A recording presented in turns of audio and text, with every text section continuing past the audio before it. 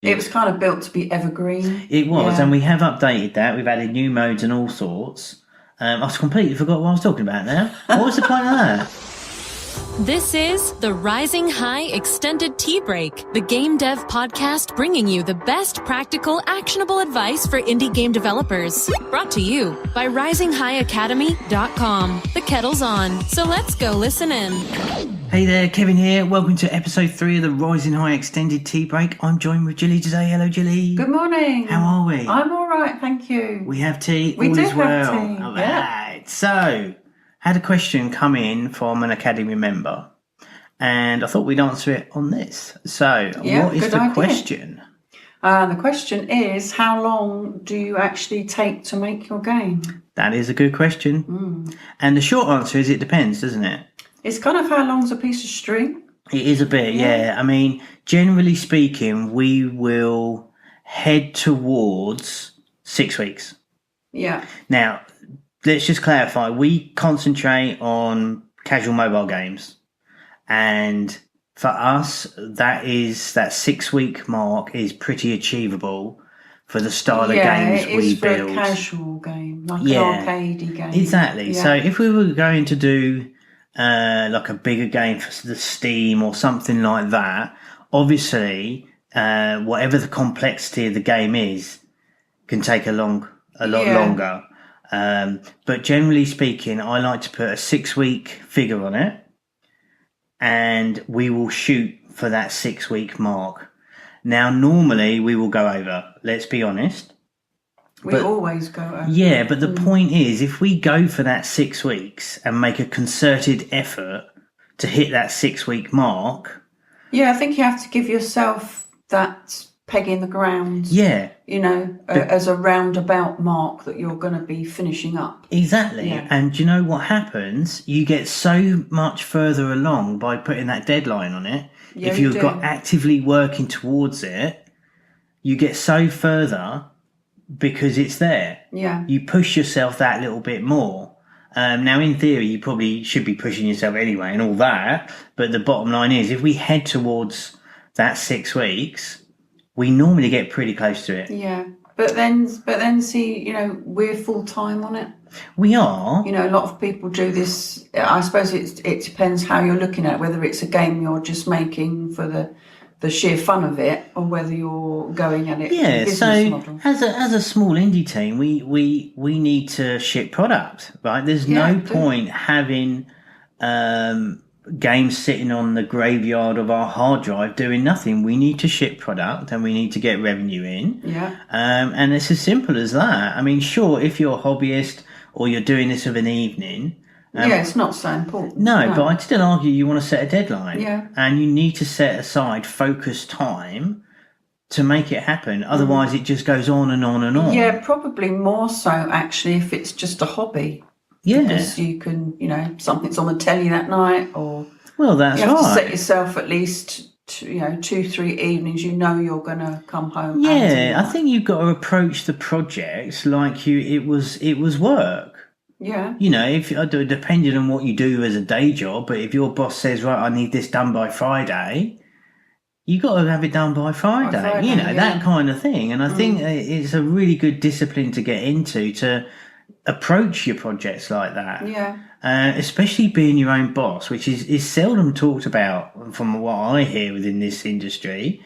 Certainly from indies, you know, you've got to have discipline, and you've got to approach it like you would a work scenario. Otherwise, nothing ever gets shipped. Yeah. I mean, I've seen people work on games and they've been working on it for years. I'm thinking, what are you doing? Yeah, the thing is with that, though, if you roll on that long, by the time your game's finished, the app store's passed you by. Yeah, exactly. Trend-wise. Well, yeah, there is that. And that's a very real thing as well. If you're heading towards, borrowing some ideas from what is trending in the app store, you're going to be too late. There's no faster industry than the mobile business. So you'll get left behind in a flash. So if you're bouncing on trends, you got to execute like super fast. It's simple as that.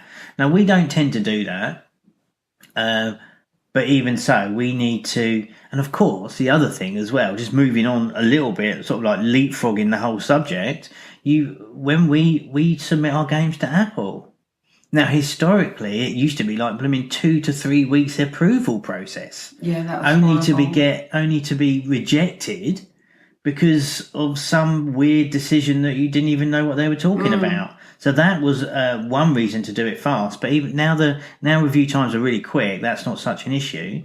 But funnily enough, we now have to wait at least 4 to 6 weeks to pitch Apple. Yeah. So that add that straight before you even start, you got 6 weeks wait.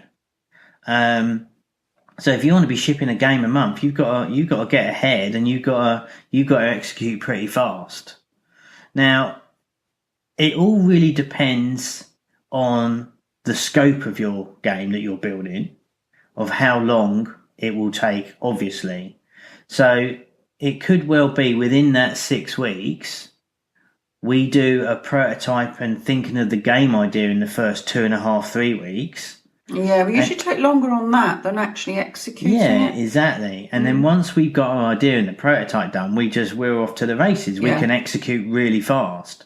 But there's certain decisions to be mindful for when you're thinking about your game and thinking about timescales. So first of all, you want to work out exactly what sort of game you're going to build, regardless of genre. Is it going to be level based, or is it going to be a randomly generated game? Yeah.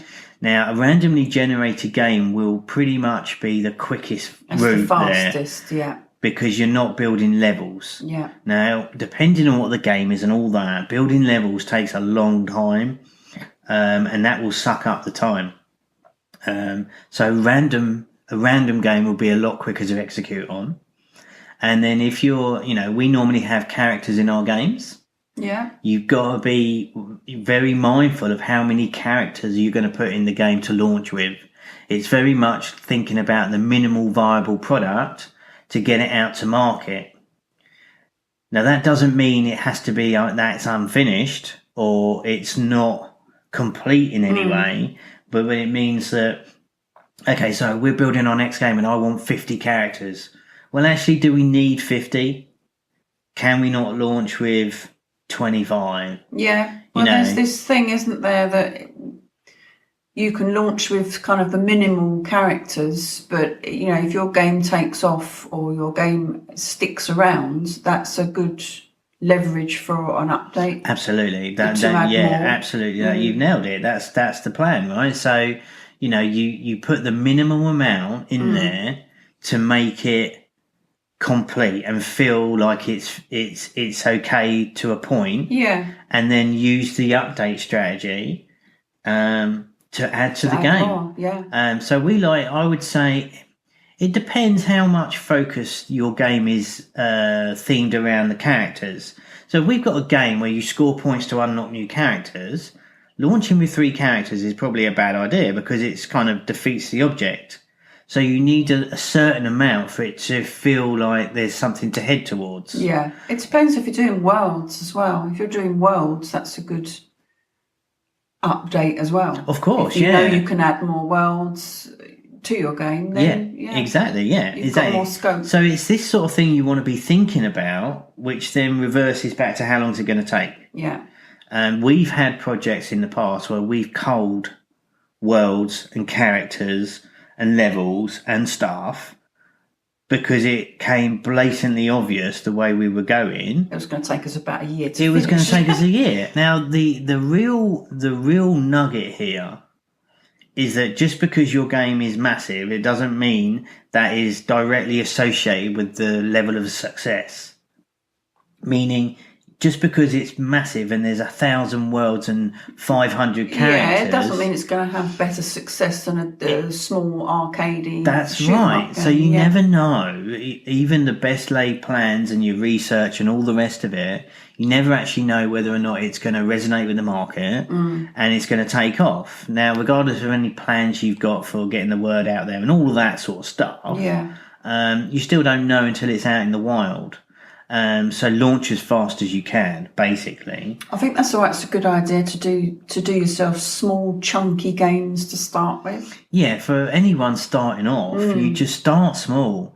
The temptation when people are starting off building games is they got these grandeur ideas, right? Yeah. And it's just like, I'm going to make this open world game that's going to be huge and amazing. It's going to have 5,000 characters with upgrades and everything. It's just like, the thing is, see, with a bigger game, say it takes you 3-4 months and you've been really deep inside it and you're in love with it and it's amazing.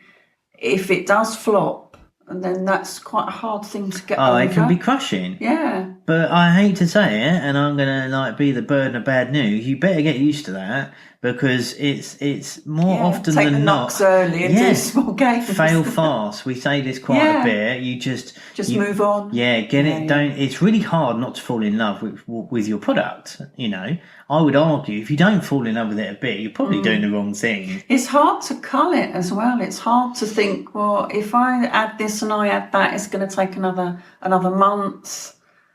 You have to weigh up whether is it worth it? Worth it? Yeah. I mean, we've done that in the past, and I've felt it's just like, I really wanted that, and that was the plan. You can add things to your game forever. Yeah, that's right. Forever. But you have to put your business hat on a bit and think, well, hold on a minute, is this worth it? And you have to think on the flip side that if you've got all these great ideas that you want to add but you can't because of time, then that goes down in your notebook for your update. Exactly. Yeah. So that's the sort of the overarching theme here, is just like, get your minimal viable product out, your MVP, and then earmark these things you want to add as a nice to have. Put it in the nice to have pile / update pile.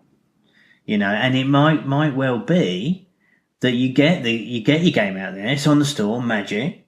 And then people are saying, well, what about we'd rather another level, or there's not enough characters? Yeah. And that can dictate where you push your energy into what update, and it's certainly what update you do first.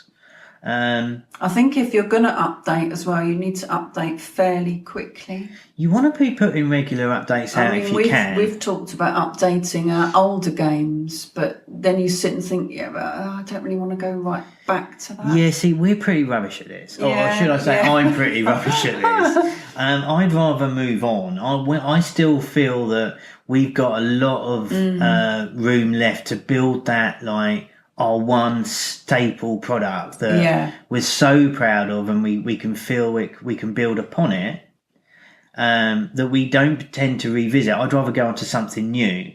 Yeah, now, I think I would. Depends on your mindset. The thing is, though, because we build more casual games, they're kind of they're so snackable and throw away anyway. Yeah. I think we probably feel unless it's a runaway hit, the temptation to move on to something new and a relaunch is greater than updating what we've got. That said, we do run some updates. We certainly run some updates to try, some new icons, new screenshots, see if we can improve conversion. A refresher. Yeah. Yeah. The trouble we've got when we do that is just like, I wanted to add that. And I want to do that, And then all of a sudden we should have built another game.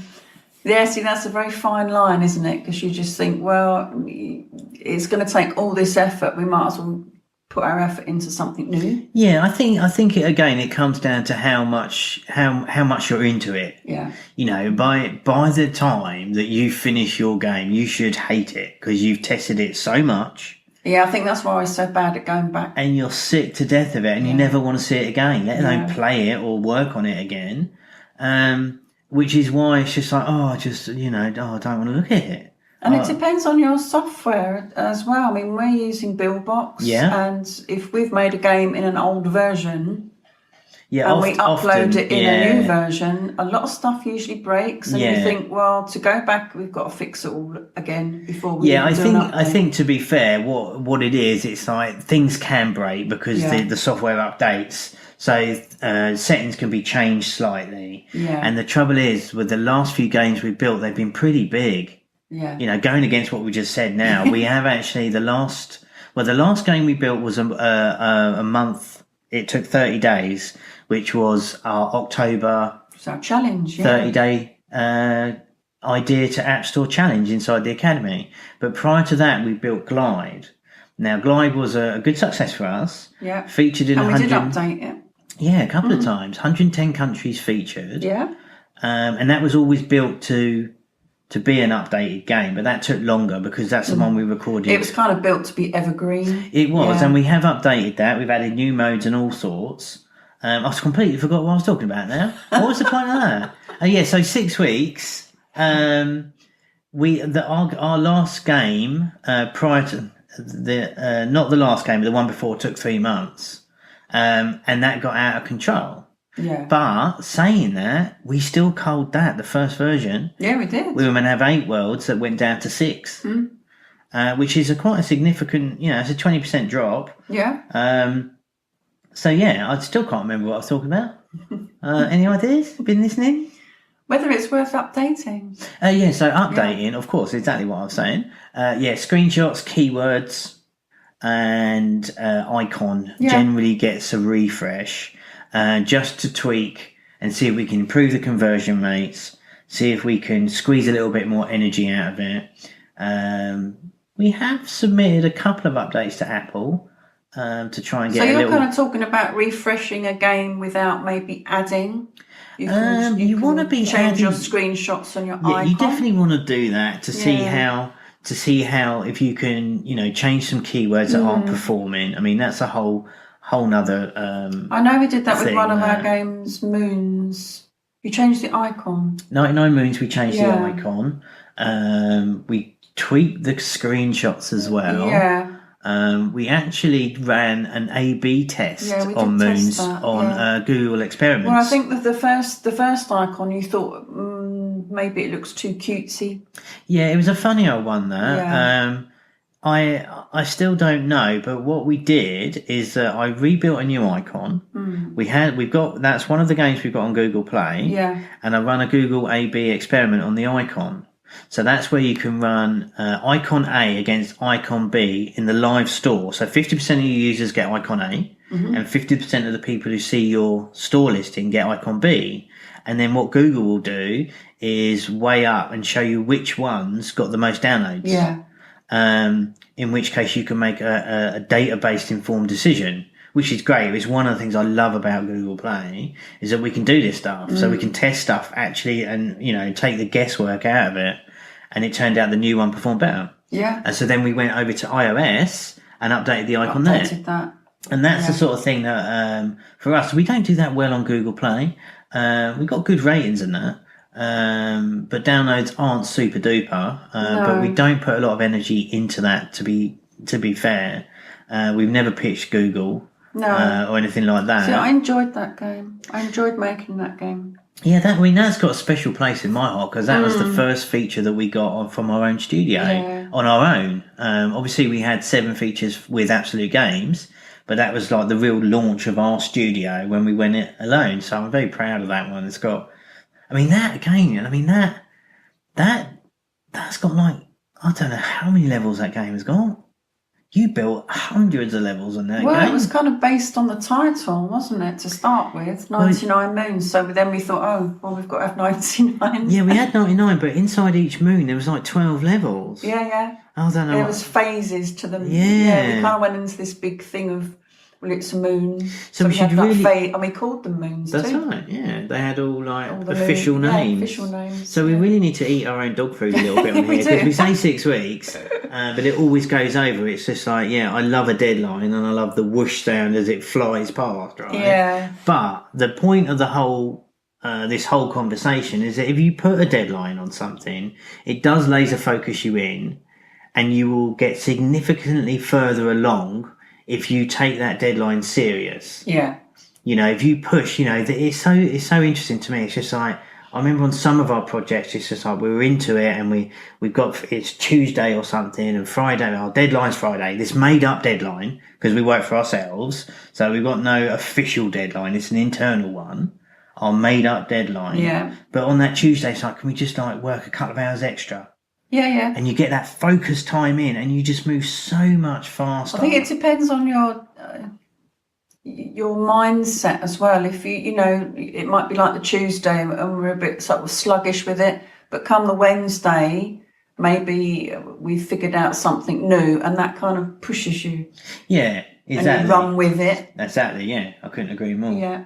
So yeah, I mean, I think that's the crux of it. How long does it take to build a game? It takes as long as it takes. The key here is to scope it out in the early stages and have that baseline figure of how many levels. If you're building a level game, are you going to build 25? Yeah. Are you going to build 50? How long is it going to take in your head, roughly? I think sometimes you have to kind of lay down your deadline a little bit into the game. So you've thought of your game, you've thought of your idea, you've got the mechanics right, and it's fired you up. And then you say... Yeah, I think that's a good shout because you know how long things are taking. Yeah. Like in your head, it might be like, oh yeah, I'll build a level and that'll take me a couple of hours. And then 6 hours later, you're still working on the level and you think, hold on a minute, this isn't working out as I thought. It's taking me 3 times longer. I need now to adjust the amount of levels we launch with. Yeah. And which we've always had to do. Which we've always had. You know, I'm always ridiculously optimistic. You know, we can, we're going to do that, we're going to add that, we're going to add that. And I'll say, well, how long does that take? That goes back to, I can't remember what game it was, Dragonlings maybe? Oh yeah, we're going to have X amount of worlds. And I said to you at the time, I don't think we're going to make that many. Yeah, we will. Yeah. But we didn't. No, we didn't. We didn't even get anywhere close. But, you know, that is the beauty of being an indie. You're the optimist, you see. Of course. I'm working on it. I'm thinking, no, you can't. You're mental. Don't think so. But you know, we can try. But you can try, I think that's a really good point you raised there. Is the fact that get yourself, especially if it's a level, get yourself build a level. How long did it take? How complicated was it? Is it a fancy one or is it a simple one? You know, how long is it going to take? And then say, right. So that depends on your game mechanics as well, doesn't it? Well, it can do. I mean, I think it's the overall thing, really, isn't it? It's like you'll get a feel of how long is it taking, and I think this comes with experience as well. You'll get a feel of like, well, hold on a minute. If this level's taken me X amount of time, play that level. How long did it take to complete it? Doesn't matter how good you are at your game, and that's definitely another episode there. Getting too good to test your own game. Yeah. But how long did it take you to complete it? It might take you 2 hours to build and 10 seconds to complete. Yeah, that's right. Now, if you've got 25 levels, that's on average... very depressing. Well, honestly, I mean, that took you how long? Yeah. Well, I've done it in a second. Yeah, interestingly, saying that, right, I just thought that as we were talking, Dragonlance has got... I think we timed it, and it's got something like 56... minutes guaranteed gameplay if you do it perfectly from start to finish. Now you think, I mean, that took us just over 3 months for 56 minutes. Yeah. And you think 56 minutes, that's rubbish. But actually, that's quite a big game. You know, again, completely lost my thought. Yeah, so if it takes 10 seconds to do a level, is 25 levels going to be enough? Yeah, that's it, isn't it? Well, let me go, I don't know, I'll make it up. That's giving me 5 minutes. Right?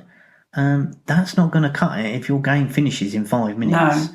So that's the decisions and the thought process behind what you're doing when you're building your game. Maybe that's why a lot of people just do endless games. Well, endless and random games, kind of the same thing, right? The endless arcades are the easiest ones. Yeah. As long as you've got enough content in there to not feel samey. Yeah. So for us, they're kind of good ones to start off with. I would definitely recommend doing an endless, random or endless game for sure. You just need enough content so it doesn't feel like it's repeating. Yeah. And that's the key to that. And there's all sorts of little tricks to do with that, you know, changing up your backgrounds so they're different colours and all of that kind of stuff. But that goes more into the game building side of things.